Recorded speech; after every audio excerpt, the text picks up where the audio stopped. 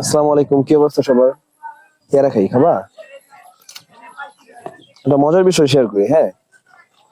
সেটা হচ্ছে কি, মানুষের কথার বলার ধরন, কথা বলার স্টাইল এক এক জেলায় এক এক রকম। যেমন এটা বিক্রমপুর, হ্যাঁ। তো এখানেও কথা বলার ধরন কয়েক রকমেরই আছে। একটা হচ্ছে চৌরা আছে, কতদিন না চরের মানুষ, তাদের কথা একরকম, ওদের এলাকার কথা একরকম, মানে ন্যাচারাল ওদের যেটা আছে ওটা আমরা বলি। কিন্তু এই যে এখন যেটা বলতেছি এটা আমি হালকা হালকা মিক্সড আছে, মানে শুদ্ধ অশুদ্ধ মিক্সড করে বলি আর কি। তো এটাই বলার ছিল। আর ওয়েদারটাও সুন্দর, আকাশটাও সুন্দর, একদম আমার বউয়ের মতো। তো যাই হোক, পেয়ারা খাই। কি পেয়ারা এটা? এটা কি পেয়ারা?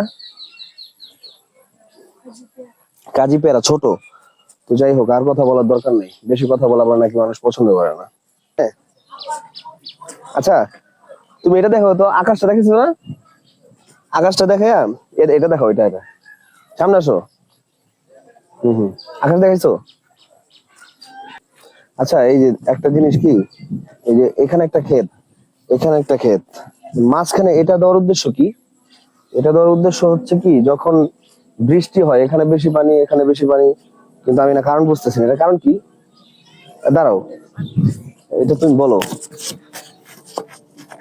এটা কারণ। হ্যাঁ, ধান খেতে পানি দিছে। মানে দুইটা সমান সমান পানি যেন থাকে, এই জন্য। এই পাশের পানির দরকার নেই, এই পাশের পানি।